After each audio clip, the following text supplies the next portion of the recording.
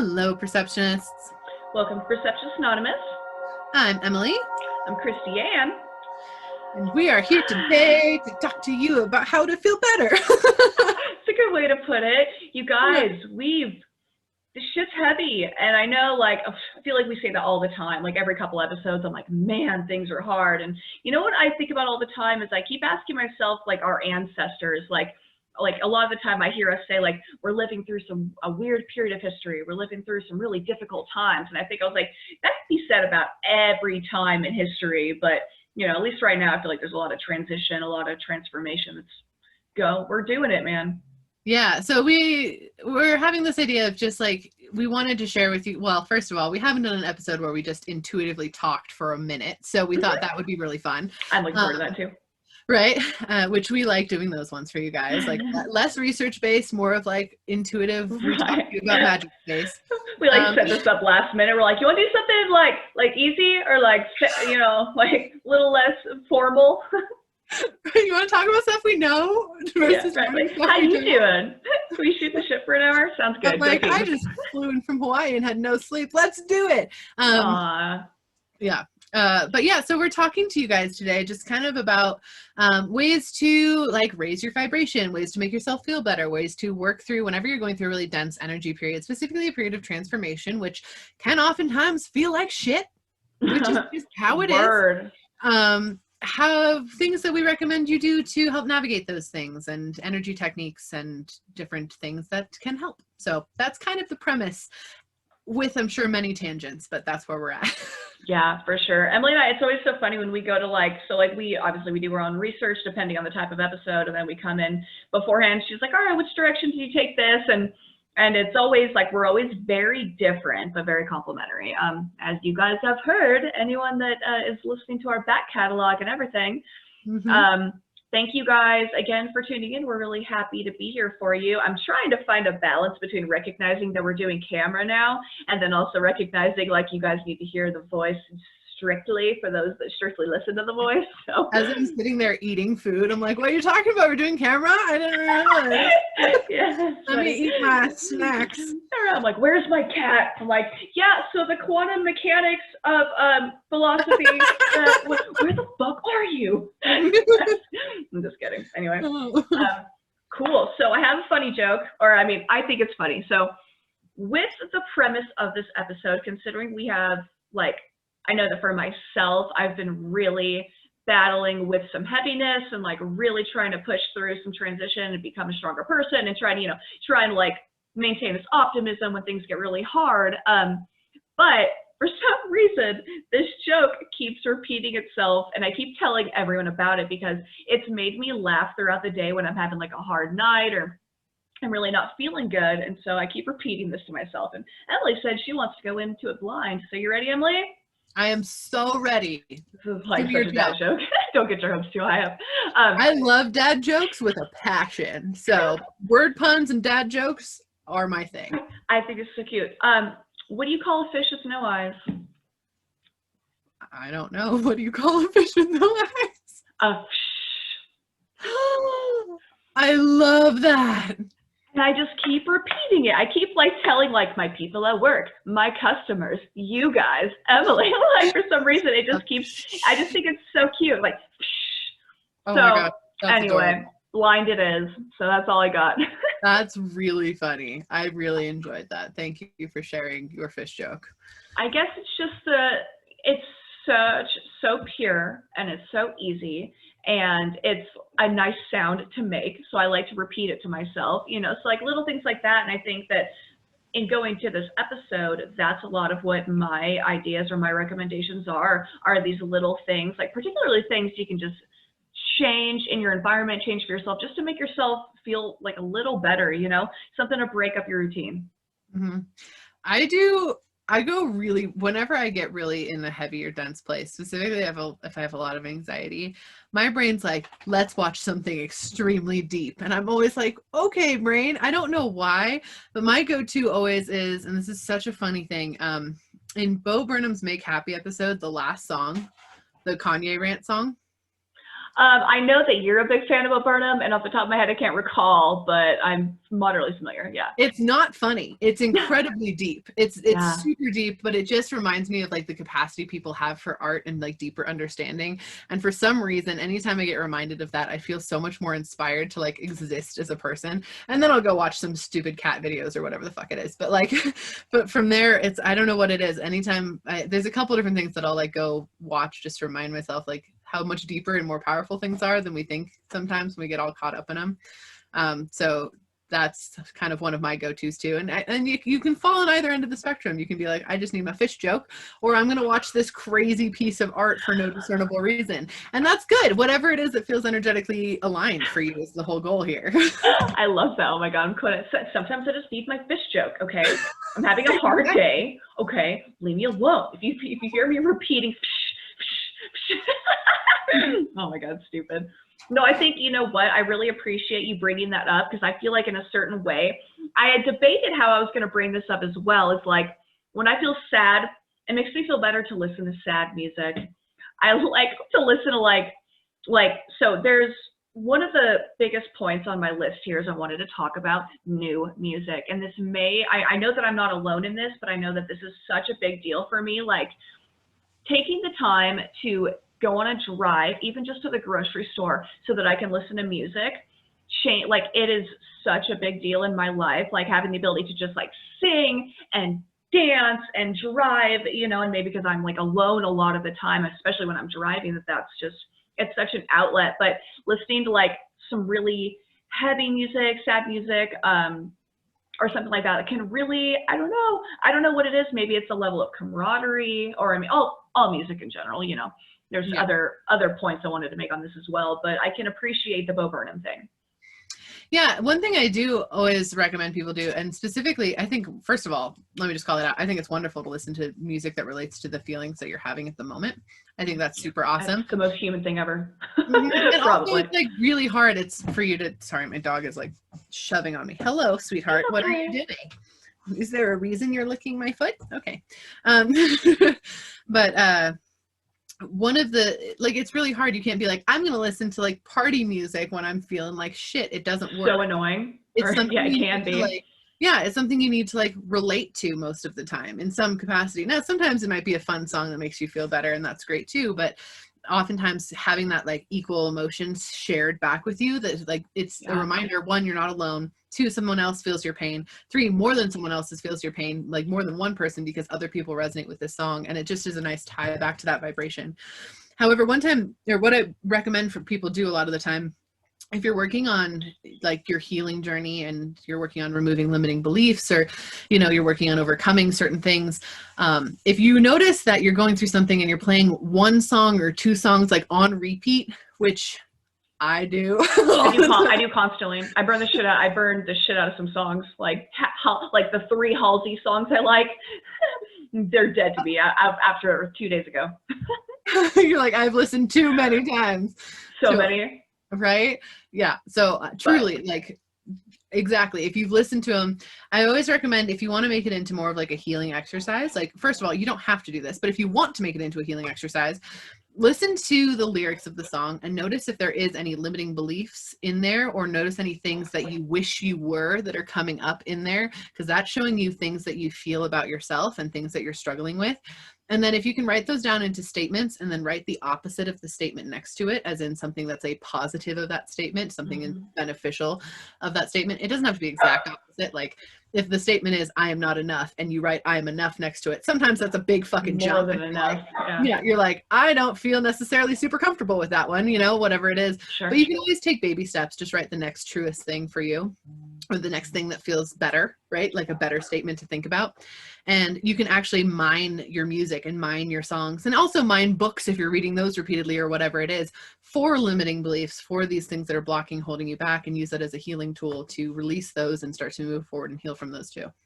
I can't agree more, dude. Truly, like, I think that's a lot of, like, that practice is used in a lot of other like spiritual practices. And it can't be understated. And I think that that's something I've been thinking about in my own way as well. Like, I listen to people, I listen to some music, and they're like, talking about getting fucked up or talking about like all these unhealthy things. And I've just found myself so deterred by it, but that's like a whole other episode, a whole other thing. It's funny you're talking about like, so we have the music and we have like, you're sad, so you're listening into a sad song. And there's this man named Benjamin Todd. You guys, I really recommend you check out his music. It's Lost Dog Street Band, but he also has his own personal music, Benjamin Todd. And he is, I mean, it's folk acoustic music, and she plays violin, he plays harmonica and stuff, and it's truly incredible. So anyway, I recommend him, but so he does that like reflecting back for anyone that's into that kind of music. I got given this Kurt Cobain mug quite a few years ago by Courtney, and this reminds me of it because we're talking about like to recognize that you're not alone and that other people can resonate with this feeling, but also that some people are sadder than you. Like Courtney gave you this cup with Kurt Cobain's face on it, and it had a note, and she's like, I know that you've been depressed, but you will never be as depressed as Kurt Cobain looks on this freaking coffee cup. You know, and I have thought about that in years until you just brought that up for some reason. That is amazing. Poor Kurt. Aw. So anyway, so I resonate with that. You know what song that I think perfectly ties to the idea of the party music and the sad music is Paramore's Hard Times. Have you heard that song? Mm-hmm. Oh my God. The first time I heard it was on NPR's Tiny Desk concerts, which I recommend you guys. That was another thing I wanted to put, like Frank Turner's NPR concert, Paramore, like there's all of these ones. So like acoustic music or live music, I know for me it changes my entire vibration. Being able to watch like a Taking Back Sunday concert, just live in concert, or like, you know, Mm-hmm. any of these things. But she does a song Hard Times, and it's so fucking upbeat and so fun and so sad. And she's like talking about either coming through like a breakup or someone dying or coming off drugs. And it's so heavy verbally and then so fun and dualistic with the music. And for some reason it's changed something in me over the last 24 hours. Well, yeah, I love that I was going to point that out too, of like the music that's behind it matters just as much as the lyrics matter, right? Like Streetlight Manifesto is one of my favorites. I love Streetlight. But if you listen to Streetlight, like classic Streetlight, it's like it's, you know, like Don't Kill Yourself. Full album.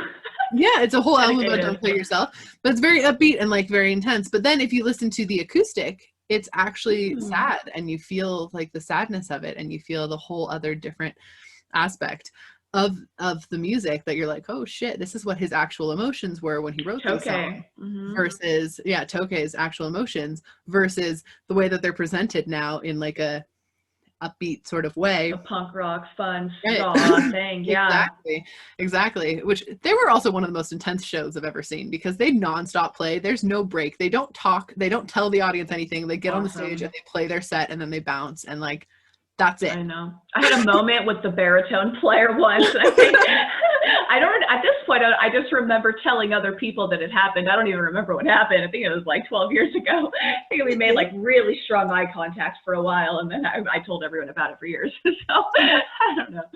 God damn, I miss music. No, I know, me too. Dude, I'm telling you, like that is so much of what I've written down on my list here is like, listen to new music. Certain things, like I've had to start branch, because I listen to a lot of punk rock, and then I listen to a lot of acoustic and folk music, and so I'm trying to branch out into new things, and a lot of it's been leading up to like I said, Halsey, who I've never really listened to. I'm not big on female singers, and I know that sounds weird. For some reason, they don't like.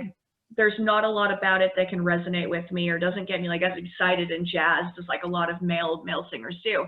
So with Paramore, a couple of their songs, and then with Halsey, and so just also covers of music that you like, you guys. I don't know about you, but this really like brings me, it inspires me. And I think that at my best, I've always described myself as feeling inspired. And so like for some reason it gives you, it's already a song that you love, and then it gives you this whole new turn to it, and a different way to resonate with it, but a way that you can resonate because you already know what the song is. I don't know. So that's something, like if you guys are feeling down, certain renditions of the music that you love can be a big deal. Yeah. I also do rereads of my favorite books. Oh. I love rereading my favorite books because every time you read it, you will get something different out of it based on where you are in life and what you're needing at that time.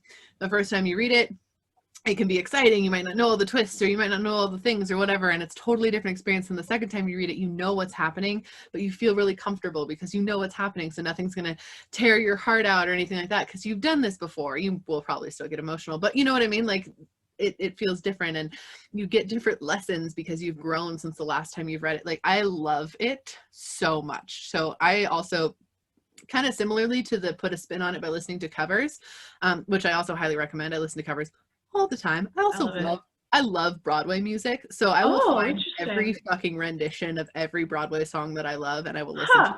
That sounds like absolute torture to me, but okay, I'm glad. I love it. I love it so much. I like acoustic covers. That's mine. It almost was like, I almost got Broadway on demand last night. I almost bought it because I was like, I want to watch some people singing on stage. I don't fucking know. I have no idea about you. Yeah, I love Broadway as an art form. I think performing arts is absolutely amazing. Yeah, it's beautiful. I was watching all these. Obsessed with movies, so.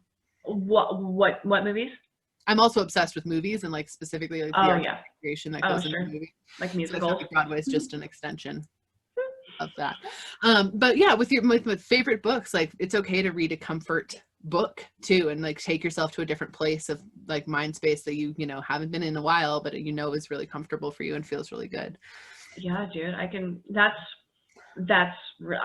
totally agree. I mean, I think that before we even started this episode, I was talking about that as well, about like rereading the Vampire Lestat and like resonating, because I mean, I'm so sentimental, so I could see that. Like maybe that's part of the reason I listen to a lot of the same music over and over, you know, but like different versions of the same music. So maybe that's like my personal take on it. I listen to a lot of motivational speeches. Like there's this YouTube channel, I think it's probably called Motivational Speeches. And there's one with, oh my gosh, who is it? Denzel Washington, I believe. And he's talking about applying himself to a Broadway show. And that one of the very first times he was ever rejected was applying to this Broadway show when he was younger, when he was like 19, 20 years old. And they were like, absolutely not. Like, you can't sing, you have no, like, none of it was fitting for him, you know? But then later on in his life, he's like, he actually had a lady come up to him after that first rejection. She said, you are going to change people's lives by being in front and talking to millions and millions of people. And he never did it that way, but he's done it through his movies. And he's talked about how after all that 30 years later, he was finally able to go into this Broadway show on the same stage that he was rejected on by chance, and that he was able to do this thing. So, you know, so there's that. So motivational speeches are good. With, I can't help but feel like, though we're talking about all these things like rereading your own another book, or rereading a book you love, rewatching a movie, like music, all of these things, sometimes depression can get very fucking real, and like you can't even feed yourself sometimes. You can't even, like, certain things, and I'm not gonna go so deep as to talk about like how to pull yourself out of that aggravated, like deep situation, you know, but like there can be little things, like I understand how hard it can be at certain times. Sometimes the only thing that you can do is, you know for a fact that you have to go to work, and it takes everything out of you just to get up and to go to work. And sometimes I would just take a different route to work. Just like eat something as small as taking a different route to work has changed my day. Or like buying yourself flowers, or like finding a song that you like to hum to yourself. Like these little things. I don't know, I guess, the fish thing, you know? So like just any sort of like to shake up your moment, to shake up this routine that you have, or something like you have to do something. Okay, not bad. Anyway. Yeah, but any of those little things, that's a really good call. It's very rare that I go super duper depression. However, anxiety is what my mental health kick is. And that one gets me really hard. And my go-to thing, and this took a long time for me to accept, because for a while I was like, I'm just emotionally bypassing, like I'm making it worse because I'm doing this. And I feel like that happens a lot. I've talked to a lot of people about this, where it's like, you know, if I just distract myself from anxiety, or if I just distract myself from my depression, then I'm not actually experiencing it. I'm not trying to understand it. I'm not trying to heal from it. which is totally not true. If I'm going into a panic attack and I feel it coming on, I will immediately go open some bullshit social media on my phone and just scroll. Because I know for a fact I'm going to stop thinking about what I was thinking about, because it's like literally stop-gapping myself. Hopefully. Yeah, hopefully. You know, well, it takes me out of the moment that I was in my little bubble of anxiety, and brings in external influence. Closing in on you, and so closing. Yeah. Right, because it can get really, and it doesn't mean I'll probably still have anxiety for the rest of the day. It used to. I'm way better now. I've healed tons and tons of stuff. So I'm not going to say that it's as much as it was. But it used to be, if I had a panic attack at any point in the day, I would be in pretty much a moment away from panic mode for the rest of the day. But as long as I wasn't in the panic attack anymore, that's what the goal is. Yeah. You don't have to do the healing work in the moment. And I feel like half the time, a lot of people get really reflectionary. Exactly. It's like, oh, okay, well, this is happening. I have to feel it in the moment. How do I do that? And then when that doesn't work right away, then you get really stuck in the cycle of feeling like a failure because it didn't work at that time and all that stuff. Exactly. It's extremely hard to do the healing work in the moment. And it's usually very not beneficial to you, because in the moment you're not going to get clarity around it, and you're setting yourself up for failure. So do the thing that is the life raft until you're feeling healthy enough to look back on what you did and do the work. That's fine. That's totally not emotional bypassing. That is just self-care. That's surviving. I mean, getting through this. I absolutely agree. Like there was times last week where I'm at work and I'm having I get these mixed episodes almost, where it's like this mania depression. Mm-hmm. And it's called agitated depression, so I'm there and I just feel there's been times where I just want to drive off a cliff, and I can't, and my body is overrun with something, there's my mind's spinning, but I'm also deathly depressed. And then I know that smiling, because I'm at work, so I'm having to talk to all these customers, and coming in and literally just throwing myself into my work, that has changed. And then instead of it being this whole thing where the rest of my night is just me ruminating on how this feeling of how absolutely awful I feel, or how angry I feel, or however I'm feeling, that I can be switched in until I'm like, hi, how's it going? How's your day going? And almost like a fake it till you make it thing, but it changes.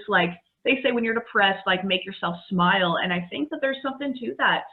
Make yourself, be nice to people, change your tone of voice so that you can pretend like you're in a different state of mind, and you will be. So there's actually, on the motivational speech topic, there's this one, my favorite one. What is it called? Damn, I'm going to have to look it up. But basically she talks about how physiologically they've proved that fake it till you make it is an actual real thing.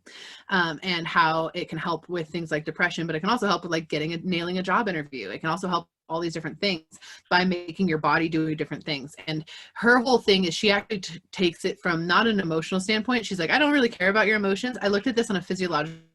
Mm-hmm.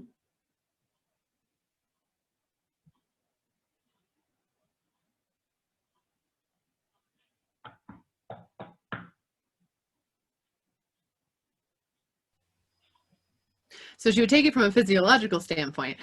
So she would take literally spit samples, but before someone did something, and spit samples after someone did something. And when I say did something, one of the things that she had people do is stand with your arms open as far as you can for 15 seconds. And then she watched how that changed your actual hormone levels and your physiology. And then they tested it in real time. So they would have people do a job interview with not having good posture beforehand or whatever, and then they'd have it doing after the open posture and see the different results of the different answers they gave to different questions and all this sort of stuff. So it's mind-blowing how cool it is that it's proved on a physiological level. And she actually changed it. I think it's actually called this. She calls it fake it until you become it. It's not that you make it, it's that you actually are evolving yourself consciously through your energetic manipulation of your body and your movement. So making yourself smile, making yourself take deep breaths when you need it, standing. I've done this before every big interview or phone call of my life ever since I saw this, is stand with your arms really open and let your heart center be exposed and open to everyone, and accept that energy in, and it actually changes things. And that's the other thing, is I feel like even the term fake it is so not fair to us, because you're not faking it, you're trying. Practicing. You're trying. Yeah, you're just trying your best, and that's not fake. That's real. I was in line the other day at the store, and it was such a long line, and one of the ladies, two ladies ahead of me, the one two ahead of me, turned around to the other lady, and she's like, where I'm just trying my best. And she's like, we're all just trying our best. And then I was like, we are all just trying our best. And we all kind of looked at each other and laughed. And it was like, you know, I found that I love talking to, like, a lot of women like to talk to each other, you know, like we're at the grocery store. I find that so often I'm like approached, and men as well. You know, I think strangers, there's like this, I've always been in love with the idea of the stranger, which is another conversation. I feel like that's a small town thing though. Like if you go to LA, that happens way less in my experience. Like in Tahoe, it depends. Right. In Tahoe, like I don't go to the grocery store and not have a conversation with someone in line. Like it's just what you do. It's like, hey, what are you getting? That sounds great. That's what do you, but like, it's just what happens. I did it in Reno. But that's, and I mean, I guess it's all like per person, per circumstance for sure. Yeah. But I just think that like we're all just doing our best thing is cute. Yeah. In terms of I got a reading done for me recently, and it had to do, like, she pulled a bunch of cards for me, and this is an exact description of what got brought up, is that there was the four of cups and then the 5 of cups or something. And so the 4 of cups, he's like leaning over and he's hunching over these cups, and he has all of these things to share, but he's like looking down at it. And then the next one, he's sitting up against a tree with all the other cups in front of him. And it was like an almost identical card, but I could feel the energetic shift from me being hunched over and me being like upset and like not wanting to do anything, to like me just sitting up straight and resting my shoulders back, and then like lifting my energy from near my stomach up into my chest again. And I don't know if any of you guys that do energy work, but on a daily basis, that's been something that's changed me a lot, is to shift your perspective just up here, up to that place where your God chakra is in the middle of your chest, you know? And I don't know, it just makes a total difference. I feel like you're able to project your energy from this place of confidence as opposed to this place of like waiting for something to come and attack you. Yeah, and that's a big thing with breath too. Like if you take Absolutely. 5 minutes to just narrate your breath, that can change your whole day. Like 5 minutes, close your eyes and just only say like breathe in, breathe out, breathe in, and just do that. Like that can be huge. Like those minute meditations are so impactful. Or being like, I'm breathing in good energy and breathing out bad energy. Like any sort of intention.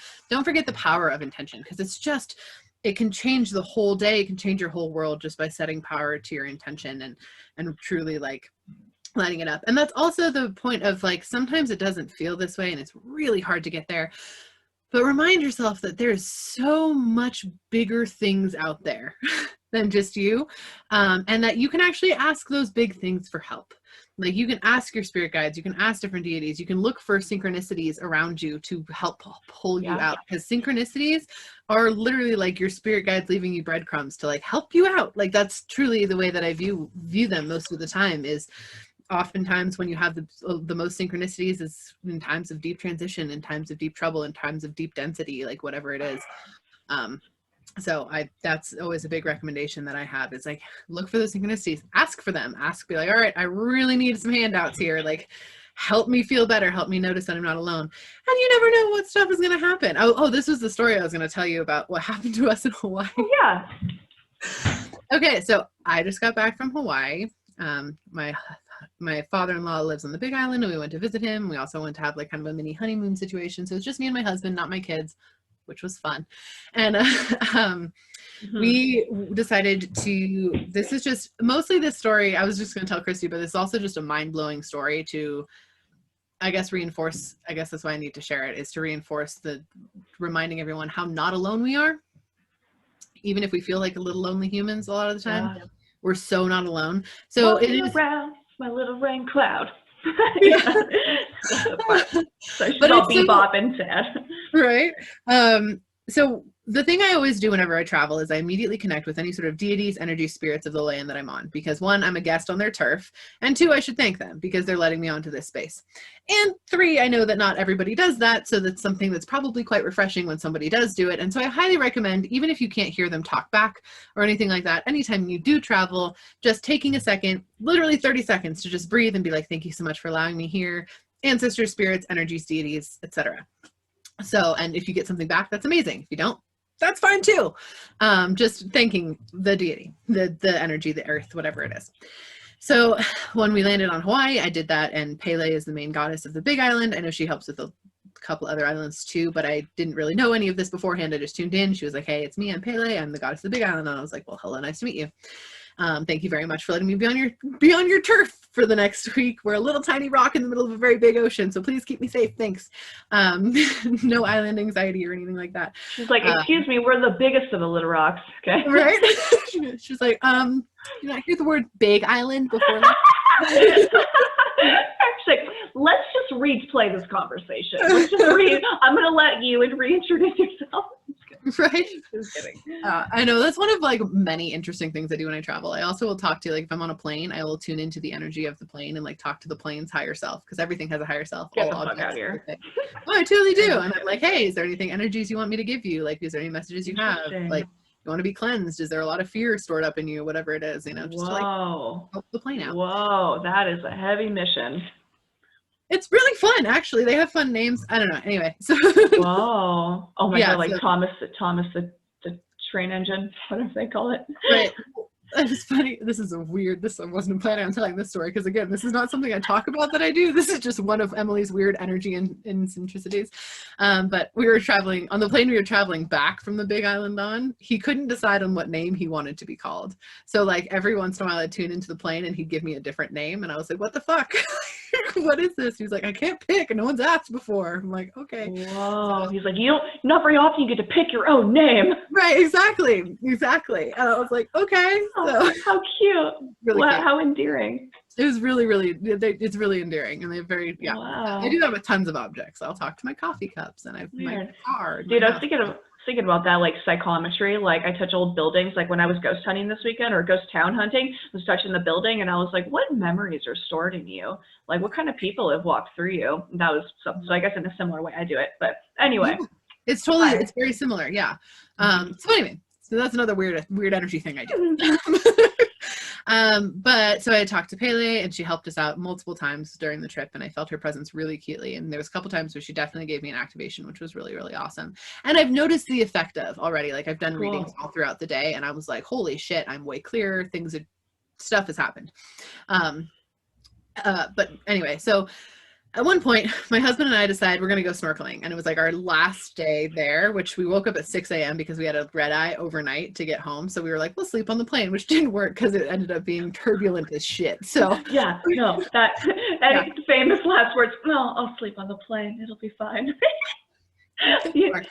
But it was fun, whatever. So we get up at 6 because we decided we're going to go snorkeling, and it was kind of bad weather. So it was only sunny from like 6 to like 11. Okay. And it was going to kind of get rainy again. So we like got up and we went down to go snorkeling, and we've snorkeled a lot in Lake Tahoe. Like we know how to do it. I think more than to do that. I love it. I've done it since I was a very, very little kid. And so it's wow. Fun. Oh my God, I'm already feeling claustrophobic. Thinking about it already. Wow. It's super fun. I love it so much. But we wanted to go snorkeling. And so this is one of our first times snorkeling in the like actual ocean, though, because we live on the Pacific coast of the California, and that is not a snorkelable location. So many of the words you just said were so funny. Go on. Yes, cold as shit death sharks. That's what the coast of California is. That's my metal band. Actually, you guys, if you're ever feeling depressed, there is a metal band called Sharky for children. You're fucking welcome. I love it. That's great. Okay. Sharky. Yeah.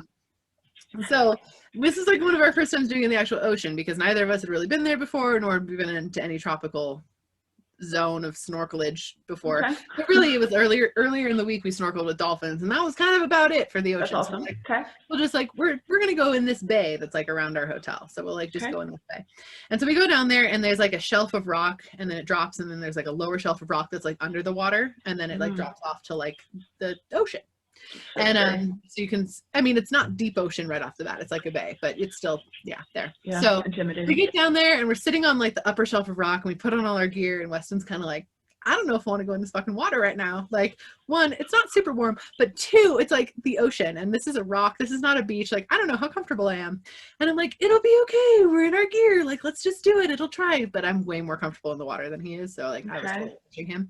And Moana style, a wave comes up and scoops him up off of the rock and pushes him in. Oh my God, how interesting. I was sitting next to him, like we were physically touching. I didn't get splashed. It literally just caught him and pushed him in.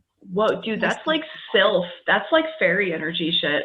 It was real. I was like, okay. And so he like dove in and he was like head first, like, I guess we're doing this. So then I pop in because I'm like, hey, we're in the water. And which is my energy totally. And I'm like, we're swimming around and I'm loving it. Again, I'm like, yeah, we're in the water. Okay. Right.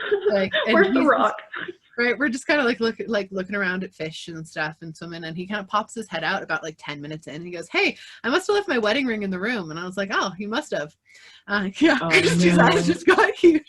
Yeah. You can see where this is going. Yeah. So I was like, yeah, you must have. And he was like, huh, funky. And he held up his hand and he's bleeding. And I was like, oh shit, you're bleeding. He's like, oh shit, I'm bleeding. And so I'm like, well, we probably shouldn't be swimming in the ocean if you're bleeding, sir. Oh my God. So we get out of the ocean and we walk back up to our hotel room. We both take showers. He has a good chunk missing from his pinky and a chunk from his knuckles from when he got shoved off of the rock. Sure. You mean swept off his feet? Right? From when the ocean was like, no, you are swimming. Romantic getaway now. Right? So I get out of the shower, I'd taken the second shower, and I get out and he goes, hey, I still can't find my ring. And I was like, what do you mean you can't find it? We tear apart our whole room. He's like, I don't remember taking it off. I must have had it on and it must have fallen off when I got shoved off the rock. And I was like, well, fuck. Okay. So I get my gear back on because he has been bleeding and is now bandaged and he's not getting back in the water. So you went all the way back? Yep. So we walked back down. Okay. Oh, it was walkable. Like, okay. Yeah, it was by our hotel, so it wasn't too far. Not that bad, okay. But keep in mind, we snorkeled for like 15 minutes, and then we went up and we took showers and looked through the room for at least 30 minutes. Yeah. So I'm like, the chances of us finding this now in the fucking ocean are like zero. And it's obviously a wavy location up against rocks, like it shoved him off. So I'm like, all right, whatever, I'm going to get back in. I'll find it. It'll be fine. So I get back in and I look all over the rock, can't find it. Look all at the base, look where it could have potentially washed it to. Like, I'm not finding this thing. And so I was like, all right, well, Pele, since you wanted him to go swimming so bad, could you please help me to find his wedding ring? And immediately into my mind pops a prayer. It was like 3 or 4 words. It was in a language I don't speak, nor have I ever heard spoken, ever. I don't know what it was. It wasn't Hawaiian. Of the volcano, man. Yeah, it wasn't Hawaiian. Because like Hawaiian is very distinct. It wasn't Hawaiian. And I've heard a lot of people speak Hawaiian and okay, sure. And I was like, well, it wasn't that. Pele called it ancient Hawaiian. I don't know what that means, or if I know if it's true. But it was like 3 or 4 word prayer. I repeated it 3 times and then it literally vanished from my mind. I don't know what the words are anymore. I do not know what they meant. I did know what they meant when I was speaking them. I don't know what they mean now. It vanished from my head and I was like, well, that was fucking weird. And like my energy felt all weird and different and I was like, okay. And so I like kind of popped my head out because I was kind of freaked out a little bit. And I was like, as one would.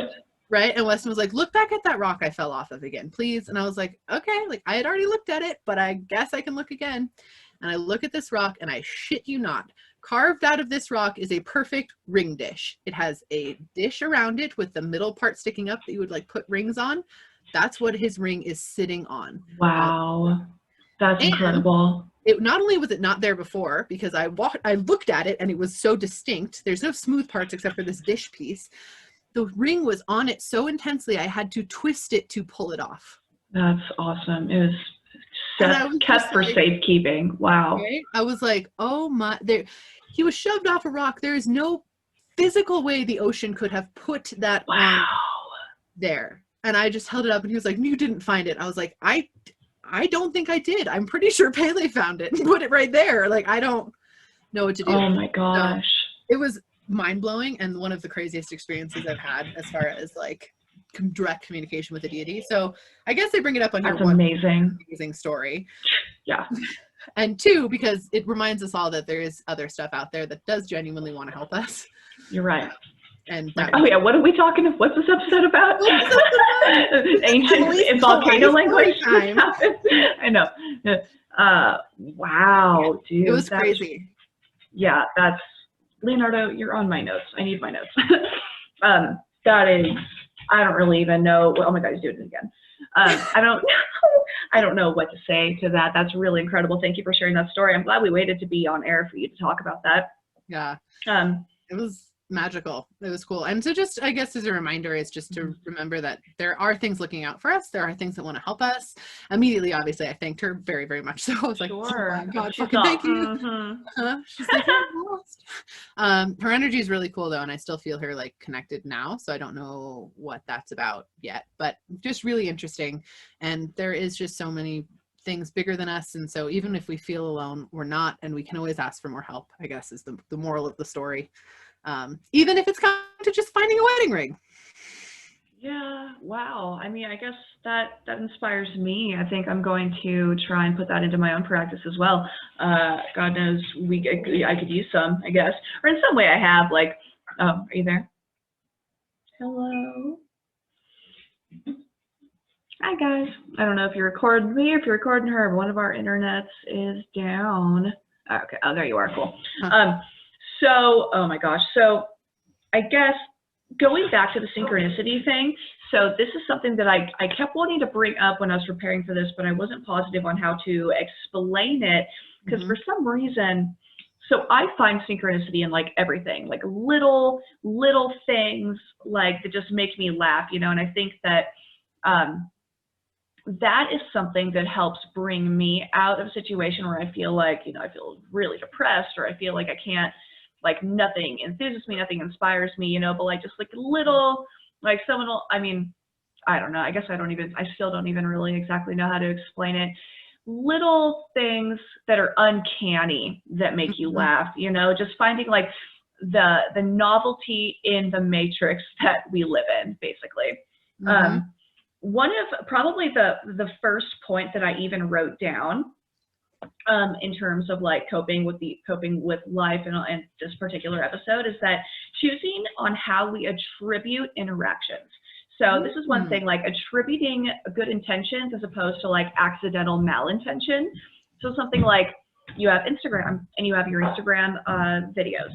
And so you have a story and you post a story, and then you look at all the people that watched your story, and there's maybe a couple people you're like maybe really excited. Like we all do it. We all have like someone's attention we want to bring, or, you know, like whether or not we admit it, it's a very human thing. And so there will be times where I've seen that person and they'll have watched my thing, and you have a choice there, and you can choose to say, oh my God, like, cool, they cared. Like, oh, it was really nice. They watched, they wanted to see. And then there's the other side of, oh, well, they probably were just scrolling and they just accidentally stumbled upon it, you know, and you have a choice. Like, it doesn't matter how they did that or why they did that. You're allowed to tell yourself that they did it for the good reason. You're allowed to allow yourself to think that it was the good reason as opposed to the realistic, probable, like, you know, other instance. Like, you're allowed to say, like, and that goes with other people's like shitty interactions too, you know, be like, no, maybe like I got a complaint at work the other day about me, and it was so confusing. What did you do?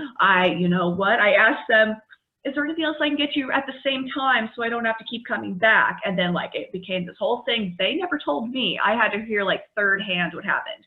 So like little things like I could allow it to really hang on my day and really hang on my energy, or I could be like, yeah, they really didn't understand me. And that's okay. Maybe they were having a bad day, or like we can choose to reattribute our perceptions of these instances so that they don't have this bad impact on us. And even if someone did mean you ill, so what? They're having a bad day, not you, you know? Yeah, I actually do anytime I get like negative comments on my, like I do psychic TikToks, right? So like, they happen often. The devil, or you're spouting nonsense, or whatever it is. Like I get shit on there all the time. Yeah, or even just, you know, like, you know, sometimes it's the religious spin of like, you know, you're speaking to demons. This woman is speaking to demons. Sometimes it's people being like, I can't believe people fall for this shit. Like there's so many different varieties. My reaction is to send them love. Sure. That is my intention. Every time I get one of those comments, I'm like, oh, okay, you really need some love if you feel like you need to attack somebody for this, for spreading love. So I'll just send you some love. And then I can go about my day knowing, one, I did something good. Two, even if it made me feel kind of shitty, I resulted in creating something good out of it, even if it was just really minorly being like, sending you love, and moving on. And I also got it out of my energy space right away, because instead of taking it in, I immediately spat it back out. I can feel it. I can feel it on you. Like I can feel it bounce off of you, even just saying that. And I mean, and I don't know any of our listeners, like how you guys interact with energy or how you guys relate to that. But I mean, the amount of small and large, we could go back to the idea of contracts, or the amount of like these strings that attach to us. Like we don't have to allow that to be like that. You know, you can allow to just bounce it off. And then once again, going back to like changing you know, like you can say that and it's like, all right, let's go now. It's going now. You know, God, that's like a miracle thing. Like that's gross since the beginning of this episode to the end of this episode. That's become a really interesting concept. Thank you, Fishy. Yes. Thank you, Fishy. What is water? Okay. Under the sea. Anyway, do you have anything else that you wanted to bring up? The only other thing I wanted to talk about a little bit about is affirmations and mantras. Okay. So affirmations and mantras can actually be really, really helpful. Even if like you don't have a lot of energy behind them when you say them, the fact that you actually say them is really, really important. I remember, I think it was Erin who used to have like really positive affirmations like all over her house. Was it Erin? Yeah, because she made like all of those pictures with them. Yeah, like it was just everywhere. She took like sticky notes and wrote them and then like put like, pictures around them. Yeah, it was all over our bathroom and stuff. Yeah, I forgot. Yeah, it was like all over your guys' house. And I've always thought about that. So like on my mirror, sometimes I'll just write an affirmation that I like really need to remind myself of. I don't have to believe it right away. That's the big thing here. Is like oftentimes people are like, oh, if I have an affirmation, it has to be something I believe in. No, it does not. In fact, if it's something you don't necessarily feel aligned with right off the bat, that's okay. If it's something not like that's bad or anything like that, that's like you're writing yourself down. But if it's something like, you know, the world will always support me and you're not feeling very supported right now, that is okay to still have that affirmation in your space and say it to yourself once a day. Another thing that's really powerful with that is keeping a promise to yourself that you keep above all else to do one small thing every day, no matter what it is. You want it to be consistent though. This is how you stop doing self-betrayal stuff. So a lot of times we are our own worst enemy, and our self-betrayal leads us down horrible rabbit holes. We just feel, but we can also set ourselves up for failure, and we got to be careful of that, but that's different. Well, yeah. So you make a promise to yourself in order to build back your trust with yourself is at the core of it. So mine is washing my face. I wash my face in the morning. I wash my face at night. Mine is too. Or in a way. Yeah, that's my promise to myself. Awesome. Until I made the promise to myself, I did not fucking do very consistently. Like it was something, whatever. But it was something that I could keep in my control. It was something that I could make sure happens because I could control it. It takes less than 5 minutes and no one's going to take it away from me, right? Like if it was something like doing something with my kids every day or whatever and time goes away, then you set yourself up for failure. But it's something that's just very small and concrete that you can do for yourself every day. The other one I did after I felt very comfortable with that promise is as my kids go to sleep at night, after I give them hugs and stuff, I ask each one of them individually, like face to face, do you have any other thoughts, feelings, ideas, or anything else you want to share with me before you go to sleep? So that way they have like 1 minute of like very concrete, you're getting all of my attention, no one else is getting it moment. That's awesome. Which is just really simple, right? It's just little things like that. And that has helped so much with so many different things for me. And it's just that like you affirm yourself in the actions you're doing by keeping just one promise. And that is also something that you can get out of bed. Like my daughters have started doing it too. And it's like helped my youngest who has she struggles, she's neurodivergent and struggles with stuff. And like, it's really helped her and like all these different things. So I highly recommend doing that. Another exercise that I have heard people do, and I've did this for a while, I don't do it as much anymore, but it can be really helpful. If you're struggling with a lot of guilt around yourself or a lot of like being down on yourself and the things that you achieve or don't achieve or whatever, forgiving yourself for one thing every day, like literally looking in the mirror and be like, I forgive myself for blank thing. It can be the same thing. It can be something new every day. It can be the same thing for a week and then you switch up to the next week, whatever it is. But literally just looking at yourself in the eyes and saying that word, it's really challenging at first sometimes because you're like, I don't actually feel that, but I'm going to say it. And then once you get into the saying of it, you'll realize how much you start to truly release that energy. Man, that's interesting. I mean, obviously that's something that I've struggled with a lot in my life, and this idea of guilt. In some way, I've learned, like, Okay, and I'm going to say the word give into it. And by that, I don't mean like allowing yourself to be succumbed to it, but allowing yourself to like really like, okay, what am I feeling? Like, what are the details of this, you know? And I think that in a lot of ways, like, because I've dealt with exactly what you're talking about so often, and even as recently as this week, I've gone to the point where I've thought about just like being as honest with yourself as you can. You're like, yeah, I want to do all these things. You're like, but do I? Like, what is the more, like, how can you be as authentic with yourself as you can and be like, okay, I'm not where I'm not even really positive where I'm going with this. I guess I just resonate with the idea of that and being like, getting yourself fully into this feeling of whatever it is that you're feeling, or instead of trying to avoid it, like instead of trying to like combat it in a way, you know, like just look at it and be honest with yourself and be compassionate with yourself. And that's, I mean, that's really great advice, dude. I agree with that. Yeah, absolutely. You know, what else did I want to bring up? I feel complete on my end. So if you have anything else. I guess I just wrote down, I guess this goes along with the idea of like, there's so many things that I drive by that I always want to stop and look at, and I never do.